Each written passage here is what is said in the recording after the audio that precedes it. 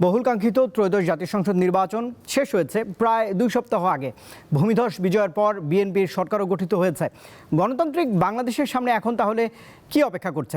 রাজনীতির মাঠের সবচেয়ে গুরুত্বপূর্ণ পরিস্থিতিগুলো এই মুহূর্তে আসলে কি, তা নিয়ে আসলে আলোচনা করতে চাই এই মুহূর্তের বাংলাদেশ দেশ ভাবনায়। আজ আপনাদের সঙ্গে রয়েছে আমি রুবায়েত হাসান, আর স্টুডিওতে আমাকে সময় দিয়েছেন 3 জন অতিথি। আমার সঙ্গে রয়েছেন সাইদ আব্দুল্লাহ, জার্নালিস্ট এবং রাজনীতির বিশ্লেষক। আপনাকে আব্দুল্লাহ স্বাগত জানাচ্ছি আজকের আয়োজনে। শরীফুজ্জামান শরীফ রয়েছেন, তৃণমূলের রাজনীতি করা মানুষ এবং রাজনীতির বিশ্লেষক। আপনাকে আমন্ত্রণ জানাচ্ছি। রয়েছেন নতুন রাজনৈতিক দল, নতুন বললে ভুল হবে, এই মাসে 1 বছর পূর্তি হবে, তাহসেন রিয়াজ। আপনারা তো সরকারেও নির্বাচন করলেন এবং বিরোধী দলেও এখন বসে গেছেন। যুগ্ম সদস্য সচিব, জাতীয় নাগরিক পার্টি এনসিপির। রিয়াজ, আপনাকেও স্বাগত জানাচ্ছি। শুরুতেই একটু সাইদ আব্দুল্লাহ আপনার কাছে যেতে চাই যে প্রায় 17 বছরের এক ধরনের ফ্যাসিজম, তারপর 18 মাসের অন্তর্বর্তীকালীন সরকার, এরপরে আসলে গণতান্ত্রিক ধারায় উত্তরণের পথে নতুন একটি সরকার গঠিত হয়েছে। যদিও সরকারের বয়স মাত্র 9 দিন, 9ম দিন অতিক্রম করছে আজ। তারপরেও তো কথা আছে মর্নিং শোজ দ্য ডেজ।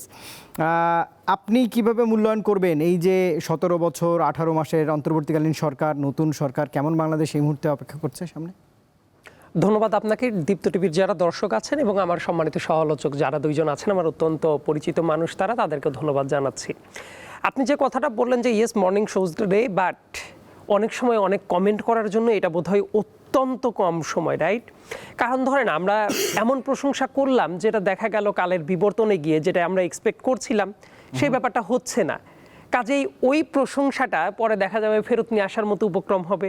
আবার এমন হতে পারে যে আপনি এই মুহূর্তে এত বেশি হতাশা ছড়াইলেন যে কোনো কিছুই হবে না, কিন্তু দিন শেষে দেখলেন যে অনেক হতাশার জায়গা থেকেও কিছু কিছু কাজ হচ্ছে। তো সেই জায়গাতে দেখা যাবে যে এই কারণে এই মুহূর্তে দাঁড়িয়ে আসলে কনক্রিট কমেন্ট করাটা খুবই মুশকিলের ব্যাপার। তবে তার আগে বাংলাদেশের মানুষ একটা ধন্যবাদ পাওয়া ডিজার্ভ করে। এই যে গণতান্ত্রিক প্রক্রিয়ার যে ট্রানজিশনের যে টাইমটা, এই টাইমটা অনেক জায়গায় অনেক বিশৃঙ্খল পরিবেশ ছিল রাজনৈতিকভাবে, সামাজিকভাবে, কিন্তু অ্যাপার্ট ফ্রম অল দিস বাংলাদেশের মানুষ কিন্তু একটা ব্যাপার প্রুভ করেছে যে তারা মোটামুটি একটা ভালো নির্বাচন তারা করতে পারেন এবং অনেক কম সহিংসতার ভেতর দিয়ে একটা নির্বাচন যে হইল, এই ব্যাপারটা কিন্তু অতীতের যে কোনো নির্বাচনকে যদি আপনি খেয়াল করে দেখেন, ধরেন 1, 8, 14, 18, 24, এমনকি ওই আমির ইলেকশন, একদম পাতানো ইলেকশনও এর চেয়ে বেশি সহিংসতা হতো। সেই জায়গায় এই যে সহিংসতাটা হলো না, এটা কিন্তু প্রত্যেকটা রাজনৈতিক দলই এটার একটা ক্রেডিট ডিজার্ভ করে। যে রাজনৈতিক দল প্রত্যেকে, ধরেন বিএনপি, জামাত, এনসিপি, গণ অধিকার পরিষদ থেকে শুরু করে অন্যান্য যারা আছে আসলে তারা কিন্তু মোটামুটি একটা সহনশীলতার পরিচয়টা দিয়েছে। সরকারের ক্যাপাসিটি কিন্তু অনেক কম ছিল। জনগণ যদি মনে করতো যে আমরা বিশৃঙ্খলা করব, এটা করতে হবে, অনেক কিছু হয়ে যাইতে পারতো, কিন্তু যেহেতু হয় নাই, তার বাংলাদেশের মানুষ দেখেন অনেক ক্ষেত্রে আমরা তো মানুষকে অনেক ব্লেম করতে থাকি, কিন্তু দিন শেষে মানুষও যে অনেক রেসপন্সিবল ভূমিকাটা রাখতে পারে সেটার জন্য কিন্তু ক্রেডিটটা ডিজার্ভ করে। 5 আগস্ট পরবর্তী সময়ে 3 দিন দেশে তো আসলে কোনো ভিজিবল গভর্নমেন্টই ছিল না, ইয়েট ওই সময়েও ওবায়দুল কাদেরই বলে যেতেন না যে কত লক্ষ মানুষ মারা যাবে, মারা যায় নাই। অনেক জায়গায় মানুষ যে পাহারা দিয়েছে এর কারণটা হলো মানুষ সেন্সিবল রোলটা প্লে করেছে। অন্তর্বর্তীকালীন সময়টাকে আমি মূল্যায়ন করি কয়টা হিসাবে। যে আকাশ সমান প্রত্যাশা ছিল, হয়তোবা অনেক জায়গায় প্রত্যাশাটা পূরণ হয় নাই, কিন্তু তারা তাদের সাধ্যমতো অনেক জায়গায় ভালো কাজ করেছে। Yes, at the same time অনেক সমালোচনাযোগ্য কাজ করেছে, সেটাও আমরা সমালোচনা করেছি। এখন কেউ যদি মনে করে যে অন্তর্বর্তীকালীন সরকার পুরাটাই ব্যর্থ, এটাও মিথ্যা কথা। অন্তর্বর্তীকালীন সরকার 100% ভালো কাজ করেছে, এটাও মিথ্যা কথা।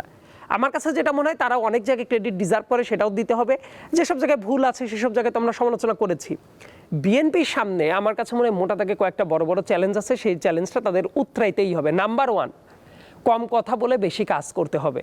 অর্থাৎ আপনি যদি ওই পুরানো সেটআপে চলে যান, 1 থেকে 6 সেটআপ বা বিভিন্ন জায়গায় আপনি সারাক্ষণ কথা বলতেছেন, এইটা করব, ওইটা করব, হ্যান হবে, ত্যান হবে, এইসব কথা বন্ধ করতে হবে। বেসিক্যালি দায়িত্বশীল সিটে যারা বসে আছেন তাদের কাজটা হলো, ভাই কাজ করলে ফুল ফুটলে গন্ধ যেমন সবাই পায়, কাজ করলে সবাই বুঝতেই পারবে। এত হাক ডাক দিয়ে কোনো কিছু করার নাই, বরং অনেক ক্ষেত্রে অনেক অতিকথন অনেক বিপদের কারণ হয়ে যাইতে পারে। কিছু কিছু পার্টিকুলার দায়িত্বশীল ব্যক্তি এমন কিছু কথা বলে ফেলেছেন যেটা আমার কাছে মনে হয়েছে এটা কারেক্ট না।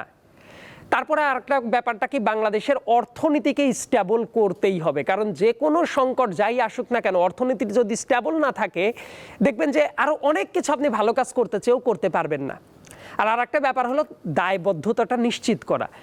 আপনি একটা চেয়ারে বসেছেন, আমার কাছে মনে হয় কোনো একটা চেয়ারে বসা চেয়ারের ওয়েটটা রক্ষা করাটা খুব মুশকিলের ব্যাপার। ভাবার এটা কোনো কারণ নাই যে চেয়ারে বসেছে আমি যাচ্ছে তাই করব। বরং আপনার যদি ইন্টেনশন থাকে জনগণের ভালো কিছু করতে চাইবেন, ইন্টেনশন থাকার পরেও কিছু জায়গায় লুফল থাকতে পারে, খারাপ কাজ হয়ে যাইতে পারে, জাস্ট অ্যাডমিট ইট যে ঠিক আছে আমরা এটা করতে চাইনি, হয়ে গেছে। আপনি আপনার জায়গা থেকে যদি ট্রান্সপারেন্ট থাকেন, অ্যাডমিট করলেন, করার পরে আপনি ভালো কাজ করার চেষ্টা করলেন, ফেয়ার এনাফ, মানুষ তো বুঝতেই পারবে যে আপনি ভালো কাজটা করার চেষ্টা করছেন। সো আমার কাছে মনে হয় এই ট্রান্সপারেন্সিটা নিয়ে আসাটা খুব বেশি মাত্রায় জরুরি, এবং দিন শেষে মানুষ যাতে কোথাও ভুক্তভোগীটা না হয়। দেখেন, এক এক গভর্নমেন্ট ক্ষমতায় আসবে, ক্ষমতায় আসা মানে তাদের এটাও মাথায় রাখা উচিত কোনো একদিন আমি বিরোধী দলও হইতে পারি, কোনো একদিন ক্ষমতা নাও থাকতে পারে, যাতে করে এমন কাজ এই মুহূর্তে করা যাবে না যাতে করে ওই মুহূর্তে জনগণের সামনে দাঁড়াইতে ইতস্তত বোধ হয়। এবং আরেকটা ব্যাপার হলো, বিএনপির যেমন সামনে দায় আছে দেশটাকে ভালো ট্র্যাকে রাখার, একই সাথে অন্যান্য রাজনৈতিক দলেরও আছে। হ্যাঁ, পলিটিক্যাল অনেক পলিসিগত সমালোচনা হইতেই পারে, ফেয়ার এনাফ, সমালোচনা তো থাকবেই, কিন্তু দিন শেষে দেশটাকে যাতে সবাই ওন করে, মানে ব্যাপারটা যাতে এমন না হয় যে শত্রুতার জন্যই শত্রুতা করা। রাদার ইয়েস, যে জায়গায় সমালোচনা করার দরকার আমি চাই অবশ্যই সমালোচনা করবে, তাহলে সমালোচনা যদি না করে তাহলে ভাই একজন ভুল করলে সেটা শুধরাবে কে?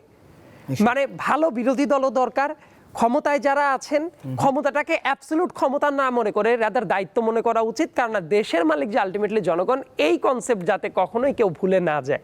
এটা যদি না ভুলে যায়, দেশের অর্থনীতিকে যদি মোটামুটি দৃষ্টিতে ঠিক রাখে, অ্যাকাউন্টেবিলিটি যদি ঠিক থাকে, এবং বাংলাদেশটা যাতে বৈশ্বিক বিগ প্লেয়ারদের ব্যাটেল ফিল্ড না হয়ে যায়। ধরেন আমেরিকান ইন্টারেস্ট, আমাদের পাশের দেশ ভারতের কি ইন্টারেস্ট আছে, চায়নার কি ইন্টারেস্ট আছে, আবার একই সাথে এই বলয়গুলোকে ঠেলে দিয়ে তুরস্ক বা অন্যান্য বলয় তারাও আবার বাংলাদেশে কোনো ইন্টারেস্ট প্র্যাকটিস করতে আসছে কিনা, এবং এইগুলার ভিত্তিতে যাতে আমাদের সাম্য মানবিক মর্যাদা, যেটা দেশের মানুষের এটা তো বটেই, বৈশ্বিক দৃষ্টিতেও যাতে আমাদের মানবিক মর্যাদাটা থাকে, এবং অবশ্যই ন্যায্যতার ভিত্তিতেই সম্পর্কগুলা হয়। সেই সম্পর্কগুলো যাতে এমন না হয় দেশের মানুষের সম্পর্ককে বিকিয়ে দিয়ে কোনো সম্পর্কটা করা হচ্ছে। এই চ্যালেঞ্জগুলো যদি মোটামুটি দৃষ্টিতে করা যায়, তাহলে আমার কাছে মনে হয় যে একটা গুড ডেমোক্রেটিক ট্রানজিশনটা সম্ভব। নিশ্চয়ই। শরীফুজ্জামান শরীফ, রাজনীতির দায়, আমার তো মনে পড়ে যে গত এক বছর আমরা নানা ধরনের শঙ্কা, এক ধরনের ভয়, সেই ভয় ঘিরে এই ত্রয়োদশ জাতীয় সংসদ নির্বাচনটাও হয়ে গেল, এখন তো সরকারও গঠিত হলো। আপনি ক্ষমতার বিকেন্দ্রীকরণ কতটা গুরুত্বপূর্ণ বলে মনে করছেন, বা তার লক্ষণ কিছু দেখছেন কিনা সেটির একটু বিশ্লেষণ করবেন। আর রাজনীতির দায় বলেছেন সাইদ আব্দুল্লাহ, দায়গুলো আসলে কাকে কাকে নিতে হচ্ছে? ধন্যবাদ আপনাকে, ধন্যবাদ দর্শক শ্রোতা এবং আমার সাথের আলোচকদেরকে। আমি যতটুকু বলতে চেয়েছিলাম এবং নোট করে রেখেছিলাম তার অনেকটা অংশ আব্দুল্লাহ বলে ফেলেছে, তারপরেও আমি কতগুলো বিষয় যুক্ত করছি। এবং এটি আমাদের দর্শক সহ সবাই জানেন যে এবারের নির্বাচনের প্রেক্ষাপটটা, এবারের নির্বাচনের প্রস্তুতিটা অনেক চ্যালেঞ্জ যেমন ছিল, ভিন্নতাও ছিল। আমাদের এই ধরনের নির্বাচনগুলো হোক, আমরা একেবারে ভোটের আগের দিন পর্যন্ত জনগণ একটা সংশয়ের মুখে থাকুক, নির্বাচন হচ্ছে কি হচ্ছে না, এই পরিবেশটা আসলে স্বস্তিকর না। আমরা এই পরিবেশে, এই ধরনের পরিস্থিতিতে নির্বাচন, অন্তর্বর্তীকালীন সরকারের কাছে এটা প্রত্যাশিত ছিল না, সেটা হোক, এটা আমরা চাইনি। কিন্তু তারপরেও কতগুলো রাজনীতিতে বিষয় আপনাকে কখনো কখনো অনিবার্য হয়ে যায় এবং আপনাকে মেনে নিতে হয়। আমরা পরিবর্তনটা করেছি, পরিবর্তনের পেছনে একটা মহৎ আকাঙ্ক্ষা ছিল। সেই আকাঙ্ক্ষাটার অনেকগুলো জায়গায় আমরা হয়তো ফুলফিল করতে পারিনি। আমাদের আগের যে সরকারটা ছিল তাদের উপরে যে স্বপ্ন যেমন ছিল, তাদের চ্যালেঞ্জও ছিল, আবার তাদের দায়িত্বের অভিজ্ঞতার অভাব ছিল। আবার কখনো কখনো দেখা গেছে যে তারা ট্র্যাডিশনাল কতগুলো ইস্যুর বাইরে তারা অন্য কতগুলো ইস্যুতে যুক্ত হয়ে পড়েছেন, সময়টা দিয়েছেন যেগুলো হয়তো প্রয়োজন ছিল না। তারপরেও নানা ধরনের দোদুল্যমানতা, শঙ্কা, প্রশ্ন তার মুখেও তুলনামূলকভাবে একটা সহিংসতাকে দূরে রেখে একটা নির্বাচন হয়েছে। এবং আমি অবশ্যই সরকারকে, আগের সরকারকে ধন্যবাদ দিব, রাজনৈতিক দলগুলোকে ধন্যবাদ দিব, বিশেষ করে বড় ধন্যবাদটি দিতে হয় আমাদের সেনাবাহিনী সহ আইন শৃঙ্খলা বাহিনীকে। তাদের আন্তরিক চেষ্টায় এই ধরনের একটা নির্বাচন, প্রত্যেকটা নির্বাচন নিয়ে প্রশ্ন থাকে, এবারও প্রশ্ন তোলা হচ্ছে, যারা বিজয়ী হওয়ার স্বপ্ন ছিল, হতে পারেন না, এটা প্রত্যেকটা জায়গায় হয়, এবারও হচ্ছে। কিন্তু তারপরেও যে চ্যালেঞ্জগুলো ছিল, সেই চ্যালেঞ্জের মুখে যতটুকু নির্বাচন হয়েছে এটিকে ধরে আপনাকে এগোতে হবে। আপনি কোনো নির্বাচন না হলেও হওয়ার থেকে একটা ত্রুটিযুক্ত নির্বাচন হওয়া অনেকটা গুরুত্বপূর্ণ। নতুন একটা সরকার দায়িত্ব গ্রহণ করেছে, যে সরকারটা বা রাজনৈতিক দলটা একটা দীর্ঘ লড়াইয়ের মধ্যে ছিল, আবার তারা দীর্ঘদিন ক্ষমতায়ও ছিল। তাদের অভিজ্ঞতা যেমন আছে, আবার রাষ্ট্র পরিচালনায় করতে গিয়ে তাদের অনেক কাজের বিতর্কও আছে। যারা ক্ষমতায় বসেছেন তাদের অভিজ্ঞতা যেমন আছে, আবার রাষ্ট্র পরিচালনা করতে গিয়ে তারা অনেক বিতর্কেরও জন্ম দিয়েছে কখনো কখনো। সময় হয়তো বলে দিবে যে সেটা থেকে শিক্ষা নিয়েছে এখন কিনা।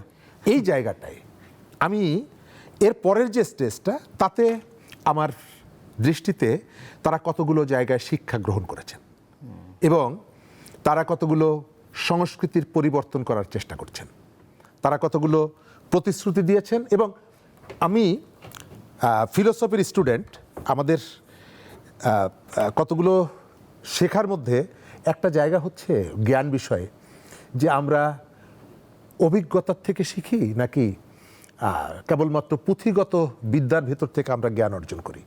আমরা অভিজ্ঞতার ভেতর থেকে শেখাটা এটা সাস্টেইনেবল নলেজের ক্ষেত্রে। সুতরাং এই জায়গাটায় আমার ধারণা বিএনপি রাষ্ট্র পরিচালনায় তার অভিজ্ঞতার জায়গা থেকে শিক্ষাটা গ্রহণ করছে। আমাদের যিনি প্রধানমন্ত্রী হয়েছেন তিনি তার কতগুলো পার্সোনাল অ্যাক্টিভিটি, বিহেভিয়ার, এই জায়গাগুলো কতগুলো মেসেজ কিন্তু দিচ্ছে এবং এই মেসেজগুলো এটি পলিটিক্যালি তারা চাইলে ক্যাশ করতে পারেন বিএনপি। আবার চ্যালেঞ্জের জায়গাটা কি বলবো, তাদের প্রথম চ্যালেঞ্জই হচ্ছে বিএনপি সরকার। যদি এই সরকারটাকে আপনি আলাদা করতে পারবেন না, একেবারে তৃণমূলের যে কর্মীটা, গতকালকে দেখলাম কিশোরগঞ্জের কোনো একটা জায়গায় এক উপজেলার নেতা সভাপতি, তিনি তার বাড়িতে যাওয়ার জন্য রাস্তা বড় করতে গিয়ে সরকারি গাছ কেটে ফেলেছেন। তো এই যে কাজটা, এর রেসপন্সিবিলিটি নিতে হয় সারা দেশের মানুষকে, যিনি নিরাপত্তার ঝুঁকি থাকার পরেও রাস্তা উন্মুক্ত না করে সিগন্যালে এসে গাড়ি আটকে থাকছে, যিনি দেশের প্রধানমন্ত্রী, তাকেও কিন্তু এই দুর্নামের দায়ভারটা নিতে হয়। সুতরাং ওই যে কর্মীটা যে গাছ কেটেছে, যদিও তাকে তার পদ স্থগিত করেছে, কিন্তু তিনি যদি এটি অনুধাবন না করেন, একটা রাজনৈতিক দল অনবরত আপনি বহিষ্কার, পুলিশ, মামলা, এই ভয় দিয়ে রাজনৈতিক কর্মীদেরকে পরিচালিত করে যদি একটি সরকার চলতে চায় বা চালাতে চায়, এটি তার পদে পদে নানা রকমের চ্যালেঞ্জের মুখে পড়তে হয়। আমরা বিএনপির যে কর্মীরা আছেন তাদের কাছে অনুরোধ করব, আপনাদের দলের যে সরকারটা যে মেসেজটা দেওয়ার চেষ্টা করছে, নিশ্চয়ই আপনাদেরও বোঝা উচিত। আজকে দেখলাম যে বরিশালে গত পরশুদিন আদালতে যারা হামলা করেছিলেন, তার মধ্যে আইনজীবী সমিতির সভাপতি যিনি, তিনি বিএনপির সমর্থক, তাকে পুলিশ গ্রেপ্তার করেছে। এগুলো কতগুলো বার্তা যে সরকার, আমরা যেটা শুনেছিলাম যে এই সরকার বিজয়ী এবং বিজিত উভয়ের সরকার, আমরা এটি দেখতে চাই। আর শেষ জায়গাটা হচ্ছে শুধুমাত্র সরকারের কয়েকজন মন্ত্রী মিলে একটা দেশ পরিচালনা করতে পারবেন না, একটা সরকার পরিচালনা করতে পারবেন না, তাকে সহযোগিতা করতে হবে নানা জায়গা থেকে। এবং এই সহযোগিতাটা প্রথমত কাজটা হচ্ছে তার যে পলিটিক্যাল পার্টি আছে, এই পলিটিক্যাল পার্টি। সরকার কিন্তু আমাদের শরীরের মধ্যে যে কোষগুলো আছে, কোষের মতো না। একটা কোষ কোনো কারণে এফেক্টেড হলো, তাকে আপনি কেটে বিচ্ছিন্ন করে ফেললেন, বাকিটা কাজ করলো, তা না। আপনার যখন ওই যে কথা বললাম কিশোরগঞ্জের একজন প্রান্তিক কর্মী, তিনি যখন একটা দুর্ঘটনা ঘটান বা অপরাধ করেন, সেই অপরাধের দায়টা কিন্তু ওই যে কক্সবাজারের দলটার উপরেও গিয়ে পড়ে। সুতরাং এই কর্মীদেরকে এই মেসেজটা বুঝতে হবে। এবং বিএনপি যদি দেখে যে এই কর্মীরা আসলে তার মেসেজটা গ্রহণ করছে না বা করতে বাধ্য হচ্ছে, মানে ইচ্ছা করে গ্রহণ করছে না, এক ধরনের চ্যালেঞ্জ করছে, তখন তার দায়িত্ব হচ্ছে সাংগঠনিক এবং প্রশাসনিক শক্তি প্রয়োগ করা। নিশ্চয়ই আলোচনা আরও নিশ্চয়ই পয়েন্ট যোগ করবেন শরীফুজ্জামান শরীফ। একটু তাহসিন রিয়াজ, আপনার কাছে যেতে চাই। আপনি নতুন একটি রাজনৈতিক দল থেকে প্রতিনিধিত্ব করেন, নির্বাচনটা তো গেল, আপনাদের রাজনৈতিক দলের বয়সও 1 বছর পূর্ণ হতে চলেছে, এই মাসেই হয়তো হয়ে যাবে। আপনার কাছে একটু অন্য প্রসঙ্গে আসতে চাই যে গণঅভ্যুত্থান পরবর্তী বাংলাদেশের যে রাজনৈতিক প্রতিবন্ধকতা বা বাস্তবতা যেগুলো ছিল, এখন সেগুলো আসলে এই নির্বাচনের পর কেমন দেখছেন? সেগুলো আসলে কি? সেগুলো থেকে নিরসনের কোনো পথও আপনারা খুঁজে বের করছেন কিনা নতুন রাজনৈতিক দল হিসেবে? আন্তরিকভাবে ধন্যবাদ জানাচ্ছি যারা আমাকে শুনছেন। এবং আমার অত্যন্ত শ্রদ্ধার দুজন সহ-আলোচক আছেন, তাদেরকেও ধন্যবাদ জানাচ্ছি। দেখুন, আমরা যদি ইন্টারিমের আগের গভর্নমেন্টের দিকে তাকাই, এটা তো আসলে আমার কাছে মনে হয় না যে কারো দ্বিমত আছে। আপনারা সবাই বলেছেন যে 16টা বছর আসলে বাংলাদেশে গণতান্ত্রিক কোনো ধরনের প্র্যাকটিস আমাদের এই বাংলাদেশের সারফেসে ছিল না।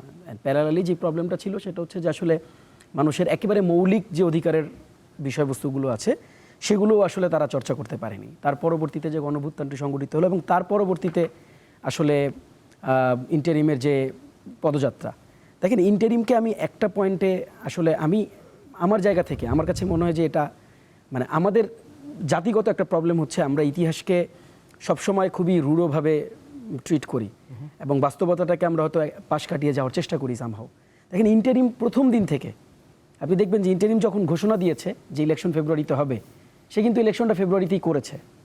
এবং এর মাঝে আমাদের পলিটিক্যাল সার্ভিসে পলিটিক্যাল দলগুলোর মধ্যে নানা রকম কনফিউশন ছিল, নানা রকম উচ্চবাচ্য ছিল, নানা রকম আপস অ্যান্ড ডাউনস ছিল, নানা রকম হয়তো কনফিউশন অ্যান্ড দোদুল্যমান একটা পর্যায়ে তারা ছিলেন। কিন্তু ইন্টারিম কিন্তু তার কথা রেখেছে এবং দেখবেন আপনি যে এই নির্বাচনের কথা ইন্টারিম বলেছিলেন ডক্টর মোহাম্মদ ইউনূস, তিনি বলেছিলেন যে তারা স্মরণকালের সবচেয়ে ভালো নির্বাচনটা তারা করতে চায়। এখন দেখেন খেয়াল করে, দুইটা দিক আছে।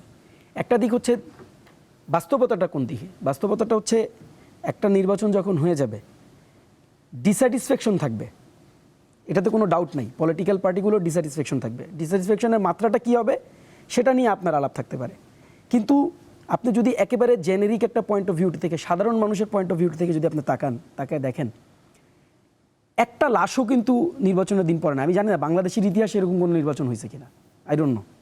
কাজেই ইন্টারিম যদি বলে থাকে যে তারা একটা ঐতিহাসিক ইলেকশন করতে চায়, সেই জায়গাটাও তারা সাকসেস হয়েছে। এবং এরকম মানে রক্তের বাহিরে, মানে সহিংসতার বাহিরে এরকম একটা ইলেকশন আমরা দেখতে পেরেছি, এটাও আসলে একটা বড় অর্জন। এবং এই অর্জনটা আমার কাছে মনে হয় যে সাইদ আব্দুল্লাহ ভাই ইতিমধ্যে বলছেন, এটা সকল পলিটিক্যাল পার্টির অর্জন অ্যান্ড প্যারালালি বাংলাদেশের মানুষের একটা অর্জন এবং 24-এর গণঅভ্যুত্থানের একটা বড় আউটকাম।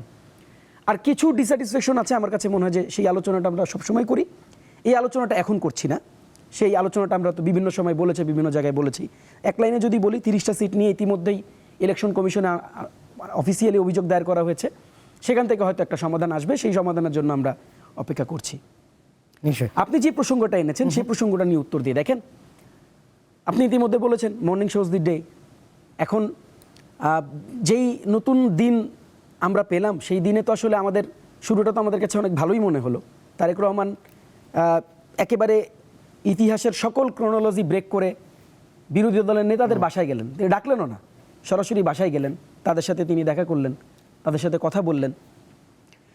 পাশাপাশি আমরা দেখলাম যে তার যে পলিটিক্যাল জেস্চার, মানে আমরা দেখি যে আসলে মানুষ তো সরকার দলে গেলে মানে ডোন্ট টেক মি আদারওয়াইজ অমানুষ হয়ে যায় বা অসাধারণ মানুষ হয়ে যায়।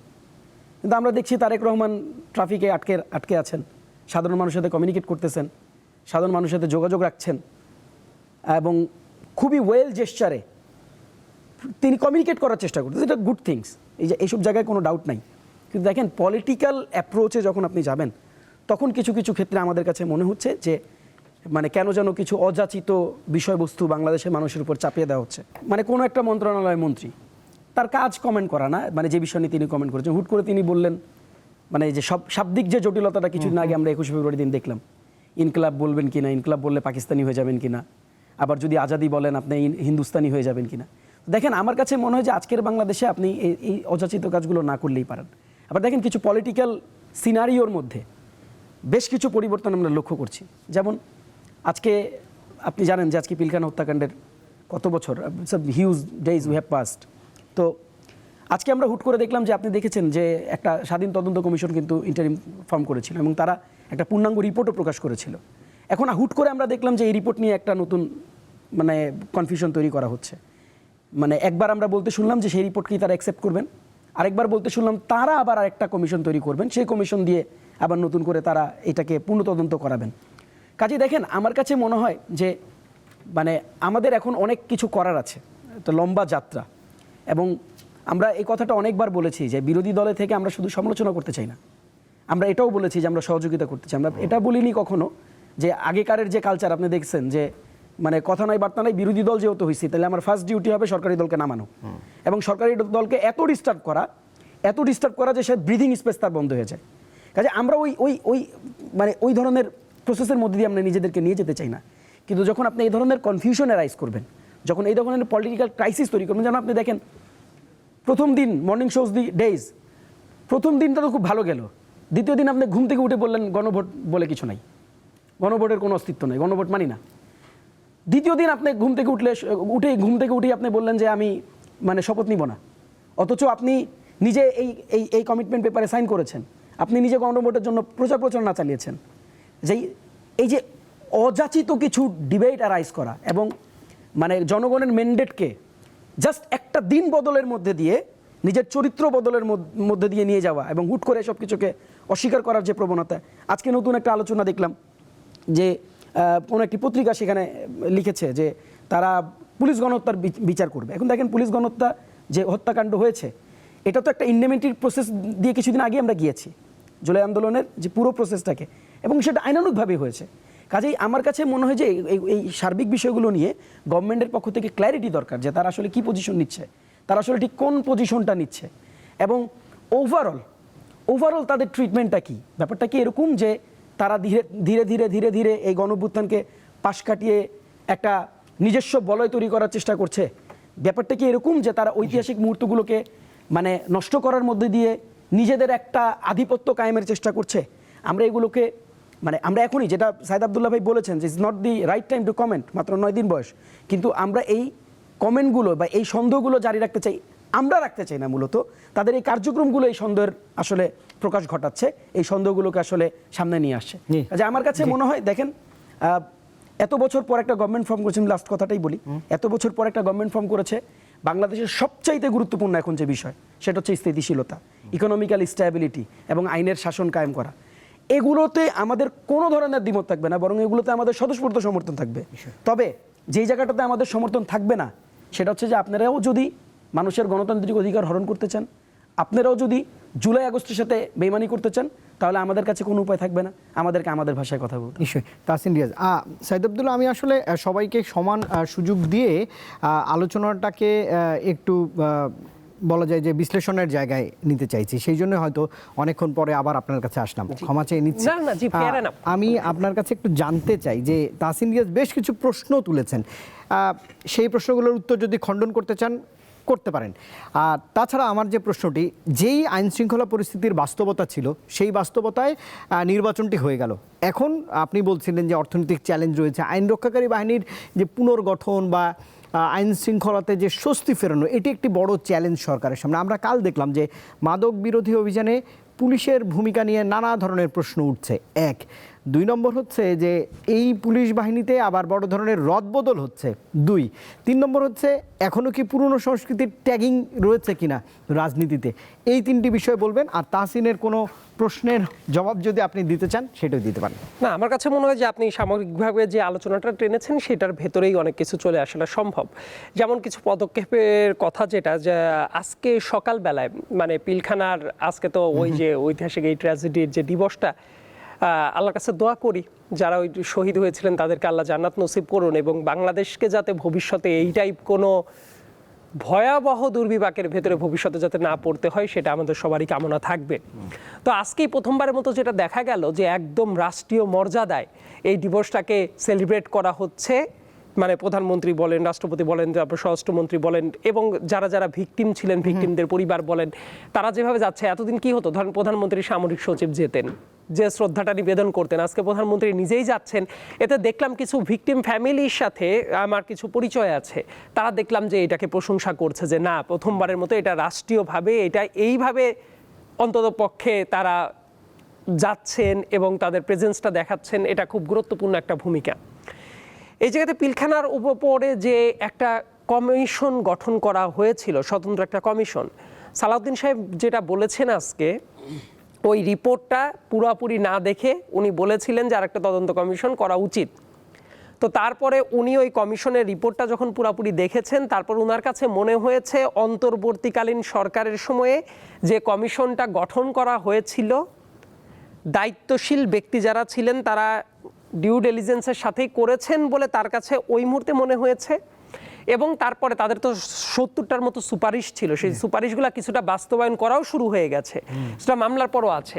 সো বলেছেন যে ওইটা যেটা আছে সেটা যথেষ্ট, এবং ওইটার পরই তারা কি করবেন, ওইটা বাস্তবায়ন করার চেষ্টাটা, প্রসেসটা শুরু করবেন, এবং যে মামলাগুলো আপিল বিভাগেও কিছু আছে সেগুলোও দেখবেন। এবং উনি বলছেন যেটা, যারা যে ভিকটিম ফ্যামিলি ছিলেন তাদেরকে আশ্বস্ত করে বলছেন যে এই সরকার এই জায়গাতে খুব দায়িত্বশীল ভূমিকা নেবেন।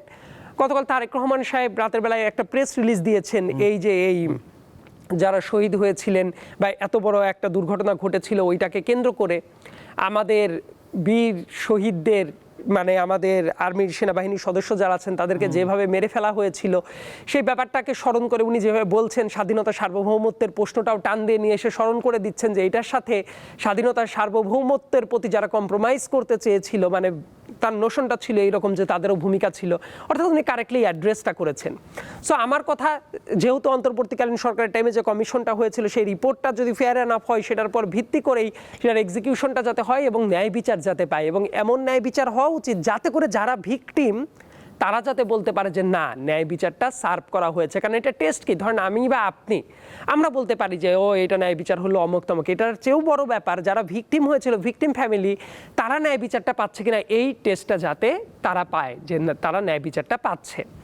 আরেকটা ব্যাপার আমি বলি যে ওই যে কয়েকটা কথা এই জায়গায় ভাইও বলছিলেন প্রথমে যে বিএনপিপন্থী একজন লয়ার তাকেও অ্যারেস্ট করা হচ্ছে, বা হবিগঞ্জে একটা কথা মনে থাকার কথা যে পুলিশের ওসিকে নিয়ে একটু আপত্তিকর কথাবার্তা বলেছিলেন যে চাকরি করতে হইলে আমার কথা শুনতে হবে, তাকেও কিন্তু অ্যারেস্ট করা হয়। এই ব্যাপারগুলা যাতে এই জায়গাতে না থেমে যায়, আমার কথা এই আইনের শাসনটা যাতে বৃদ্ধি পায়, মানে মানুষ মনে করতে পারে যে ভাই আমি একটা ক্ষমতাসীন দল করি এই কারণে আমি যাচ্ছে তাই করে টিকে থাকতে পারবো, ইট মাস্ট নট হ্যাপেন। এই কালচারটা থাকা দরকার। তারপরে আপনি মাদক বিরোধী অভিযানের যেটা কথা বললেন, এখন ব্যাপারটা কি, দুইটা ব্যাপারে আমি মনে করি যে পুলিশের আচরণটা কিভাবে হবে এটা কিন্তু গাইডিং প্রিন্সিপালটা আছে, রাইট?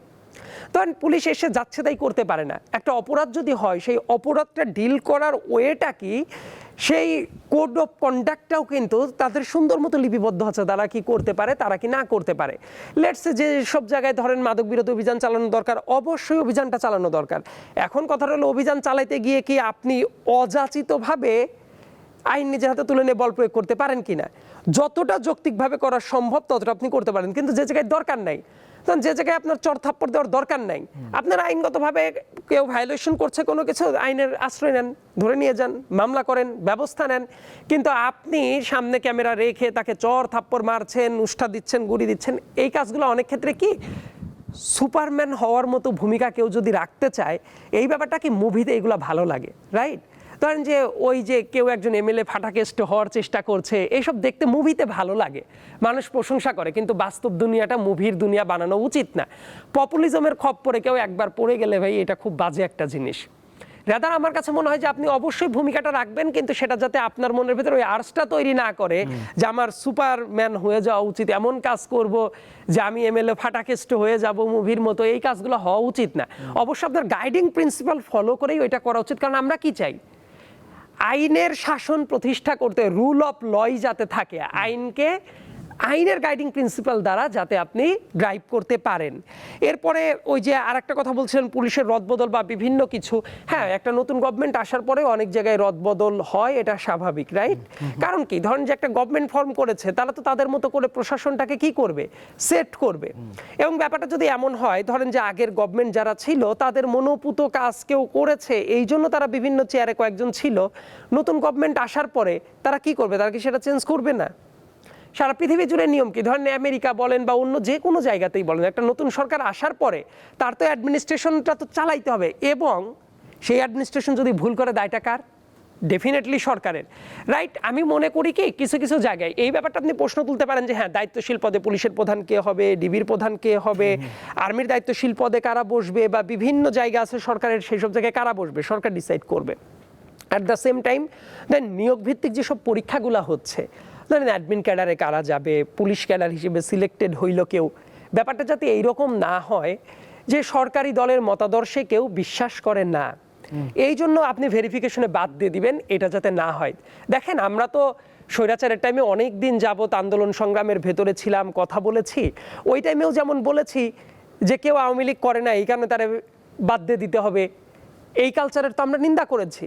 তার মিনিংটা হলো, ধরেন যে একজন যোগ্য বিসিএস ক্যাডার হিসেবে সিলেক্টেড হয়েছে, সে বিএনপি করে না, এই জন্যই আপনি তারে বাদ দিয়ে দিবেন, এইটাও যাতে না হয়। ধরেন আমাদের এক একটা পলিটিক্যাল আইডিওলজি থাকতে পারে, কিন্তু সেই আইডিওলজিটা এমন হওয়া উচিত না যে জায়গায় মানুষের মানবিক মর্যাদা বিপন্ন হচ্ছে, বা যে জায়গাতে একটা অধিকারের প্রশ্ন, সেই অধিকারের প্রশ্ন, লেটসে আমি মনে করি না যে কেউ একজন বিএনপি করে না এই জন্য তার সরকারি চাকরি পাওয়া উচিত না, এই প্রসেসটাই থাকা উচিত না। রাদার যার যার যোগ্যতা মতে চাকরিটা পাওয়া উচিত, এটা যেমন সত্য। আবার সরকারের প্রতিষ্ঠানগুলো চালানোর জন্য যেসব জায়গা আছে, আপনি যদি বলেন ভাই পুলিশের প্রধান চেঞ্জ হইল কেন, ডিবির উনি চেঞ্জ হইল কেন, আপনি যদি বলেন অমুক জায়গায় ইনি চেঞ্জ হইল কেন, ভাই সরকার তো সরকারের প্রতিষ্ঠান চালানোর জন্য বসাবে এই সরকারের লোক, তা নাহলে তাদের ব্যর্থতার দায়িত্ব সরকারের পর পড়বে, রাইট? তো সরকারের চালানোর জন্য তো সরকারের এই স্বাধীনতাটা থাকা উচিত, কিন্তু সেই ব্যাপারটা অবশ্যই নীতিগতভাবে যাতে হয়, এমন যাতে না হয় ধরেন একজন মানুষ একটা চেয়ারে বসে আছে, বসে থেকে উনি ন্যায্য একটা কাজ করছেন, করার জন্য এই উনি ন্যায্য কাজ করলো কেন, উনি আমার দলের লোককে ধরলো কেন। ভাই আপনার দলের লোক যদি খারাপ কাজটা করে তাহলে তো ধরার জন্য লোকটা থাকবে, বরং আমি তো মনে করি আপনার মতাদর্শী কেউ লোক একজন খারাপ কাজ করছে, সেটা ধরার জন্য যদি কেউ থাকে সেটা বরং অ্যাপ্রিসিয়েট করা উচিত, তাহলে জনগণের কাছে আপনার দলটা খারাপ হইলো না, ভাবমূর্তিটা ভালো থাকলো। এটা আমি ব্যক্তিগতভাবে আমি এইভাবেই দেখি ব্যাপারটাকে। শরীফুজ্জামান শরীফ, আপনার কাছে দেশের সাধারণ নাগরিক হিসেবে এবং রাজনীতির মানুষ এবং তৃণমূলের মানুষ কি ভাবছে, একটা টপিকে আমি জানতে চাই।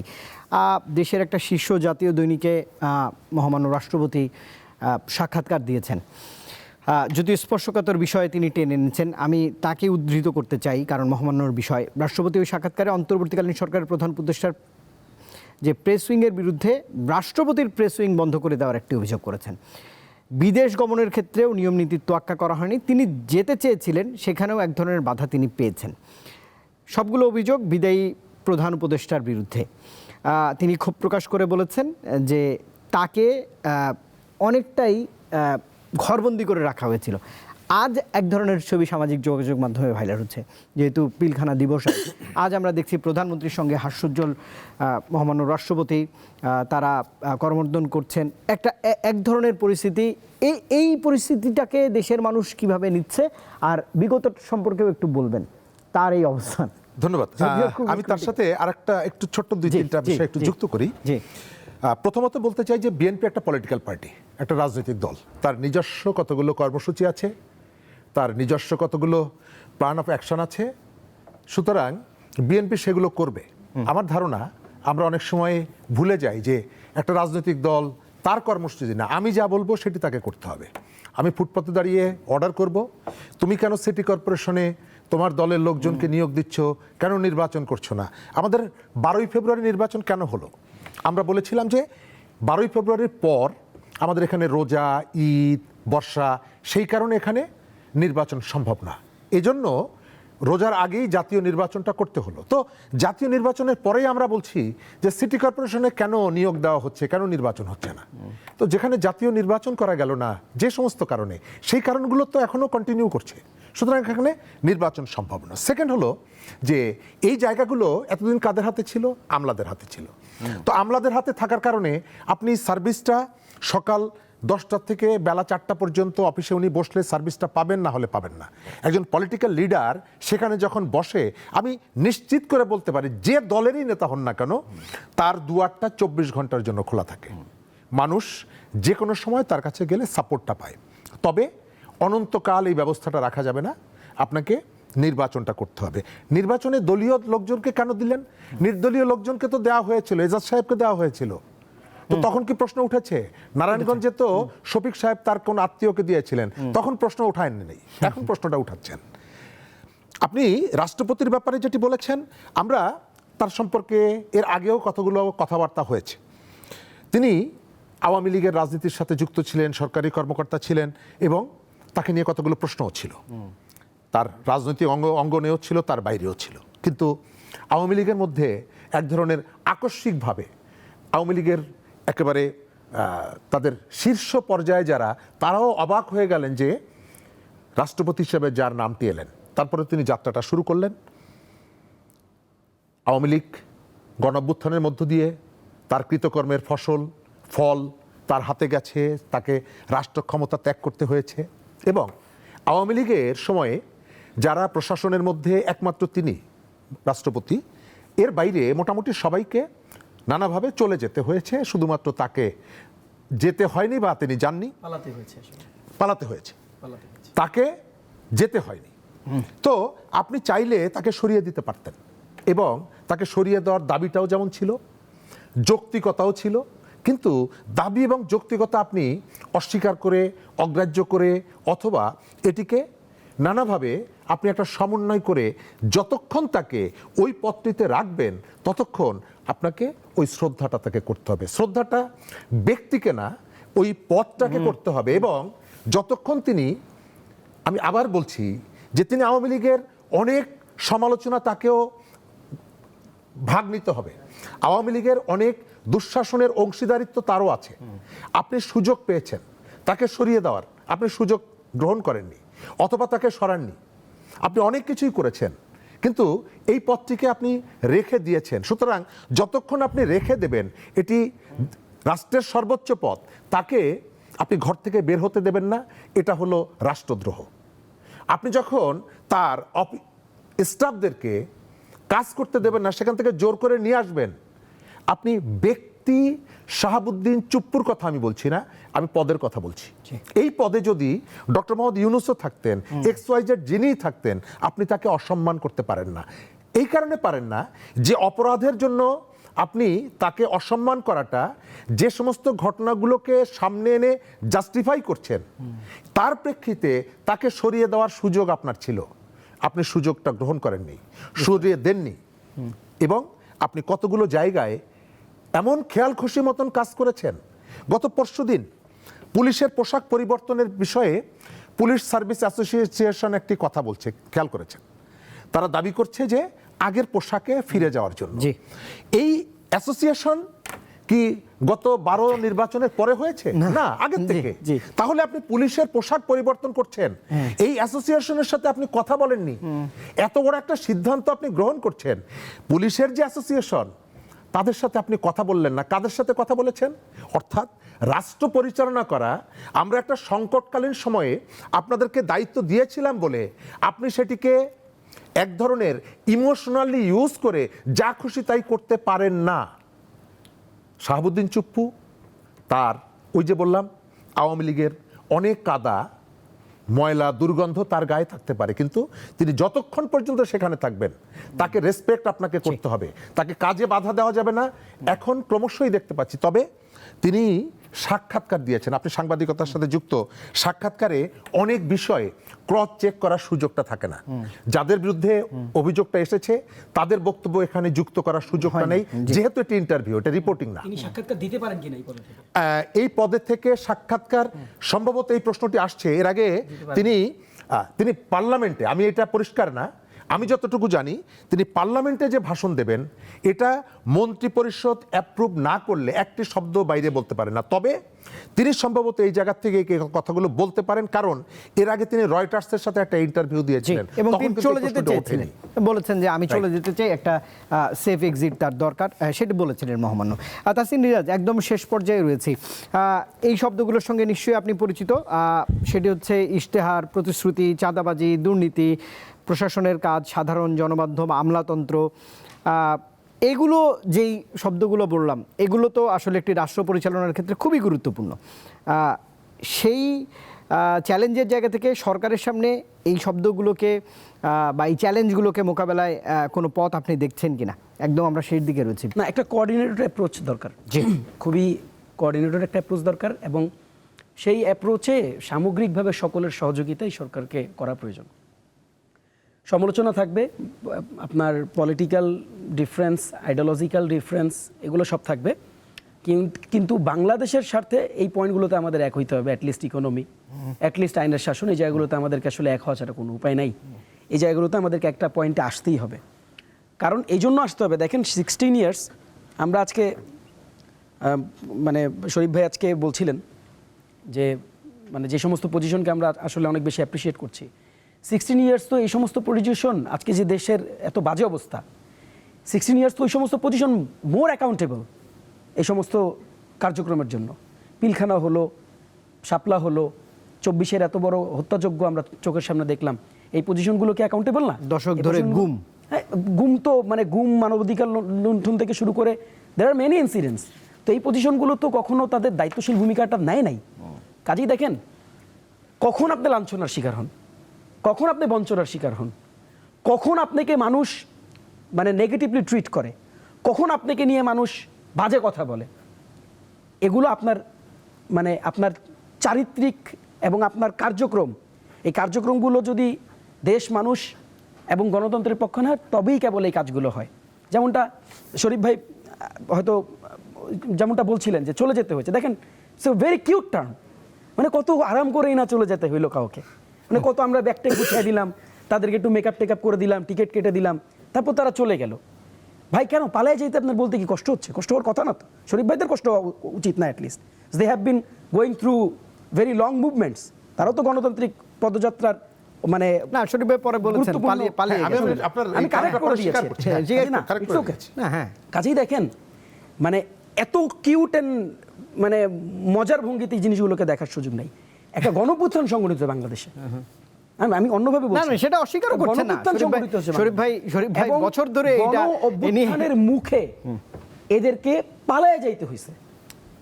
একজন অস্বীকার থেকে করার গেছে। কোনো সুযোগ নেই, একজন শরীফ ভাই থেকে সেটা গেছে। করেননি। না, আমি সেটা শরীফ ভাইকে বলছি না, আমি জাস্ট ওটা ওই সময় আমি বলেছি, এবং উনি সাথে সাথে অ্যাকসেপ্টও করেছেন, এটা বলছি না।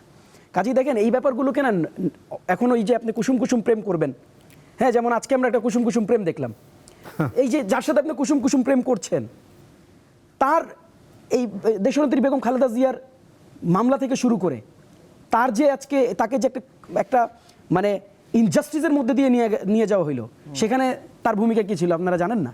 আপনারা লেখালেখি করেন নাই, আপনারা লেখালেখি পড়েন নাই, বিগত 16 বছর আপনারা এক্সপিরিয়েন্স করেন নাই।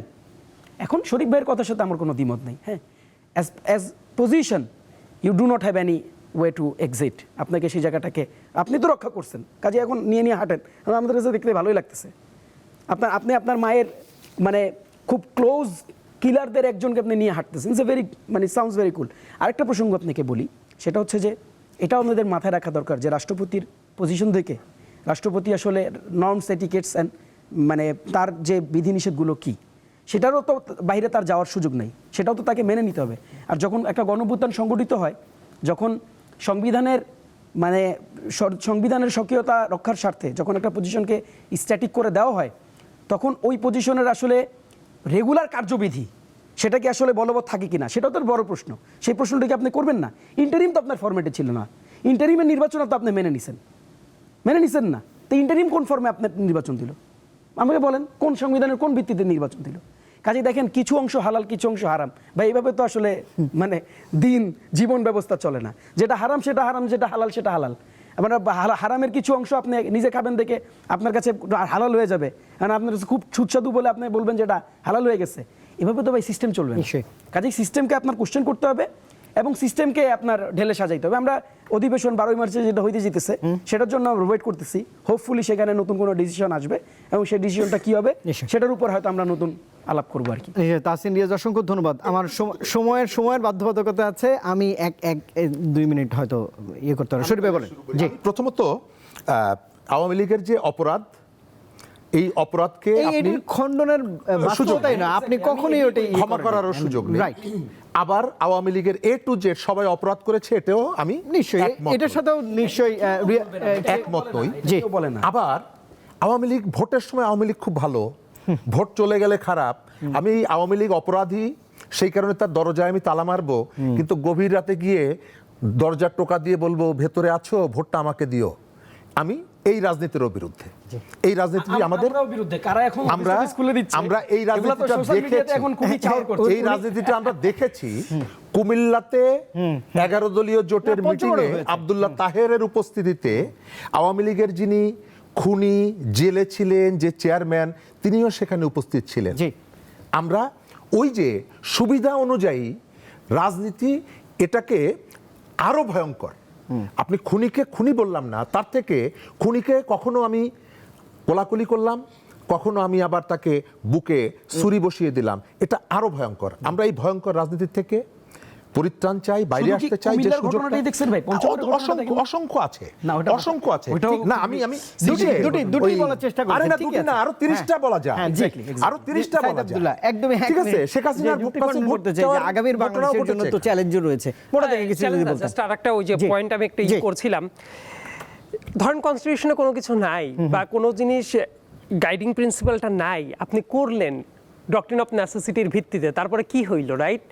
যে কিছু অংশ হালাল কিছু অংশ হারাম কিনা, ব্যাপারটা হইল সৃষ্টির শুরু থেকে এই ধরনের ব্যাপারটা ঘটে এবং এই জন্যই পার্লামেন্টটা জরুরি, ইলেকশনটা জরুরি, যে পার্লামেন্ট যখন গঠিত হয় ওই টাইমে অধিবেশনে ওই অধ্যাদেশগুলো পাশ করে নিতে হয়, যদি পাশ করা যায় তাহলে ওইটা আইন হয়, যদি পাশ না করে, র্যাটিফাই যদি না করে পার্লামেন্ট, তাহলে ওইটা আর আইন হিসেবে থাকে না। এই জন্যই এই অপশনগুলো রাখা আছে। যদি একটু ঠিক মতো ঘাটাঘাটি করেন তাহলে দেখবেন কেন এই র্যাটিফাই পরবর্তীতে করে নেওয়ার বিধানটা আছে। তার কারণ হইল অনেক সময় এমন অনেক ঘটনা ঘটতে পারে যে ঘটনা পরবর্তীতে র্যাটিফাই করার দরকার হয়, এবং এই জন্যই এই বিধানগুলো এইভাবে থাকে। এই গাইডিং প্রিন্সিপালগুলো জানা থাকলে মনে করতে হবে যে না, উপায়টা এই কারণেই রাখাটা আছে। এবং শেষ কথাটা কি, শেষ কথাটা চমৎকার আলোচনা হচ্ছিল এই জায়গায়, মনে হয় যে তিনজনই তো একই লাইনেই আছি সবাই, যে সবাই যেটা চাই যে যারা চেয়ারে আছে তাদের অ্যাকাউন্টেবল হইতে হবে, যারা বাইরে আছে তাদের সহযোগিতা করতে হবে, ভালো একটা দেশ দরকার, দেশে এখন স্ট্যাবিলিটি দরকার, অনেক বিশৃঙ্খলা হয়ে উঠেছে অর্থনৈতিক এবং সামাজিক দুই জায়গাতেই স্ট্যাবিলিটিটা দরকার, এবং এটা যদি হয় তাহলে আমরা সামনের দিনের বাংলাদেশে অবশ্যই একটা ভালো বাংলাদেশের দিকে আগাবোই বলে আমি বিশ্বাস রাখি। তাসিম রিয়াজকে একদমই সময় দিতে পারছি না, ধন্যবাদ জানাচ্ছি। অন্যদিন নিশ্চয়ই সুযোগ থাকবে। শরীফুজ্জামান শরীফ, অসংখ্য ধন্যবাদ সময় দিয়েছেন। সাইদ আব্দুল্লাহ, ভালো থাকবেন। অন্যদিন নিশ্চয়ই আপনার যুক্তি তর্ক এগুলো করার সুযোগ থাকবে। অসংখ্য ধন্যবাদ জানাচ্ছি। দর্শক, আমরাও প্রত্যাশা করি নতুন সরকার সামনের যে চ্যালেঞ্জগুলো আছে সেগুলো উতরিয়ে গণতান্ত্রিক ধারায় বাংলাদেশ থাকবে, মানুষের অধিকার নিশ্চিত হবে, সুশাসন প্রতিষ্ঠিত হবে, আইনের শাসনে চলবে দেশ, এমন প্রত্যাশা নিয়ে আজ দেশ ভাবনা এই মুহূর্তের বাংলাদেশ থেকে বিদায় নিচ্ছি। শুভরাত্রি।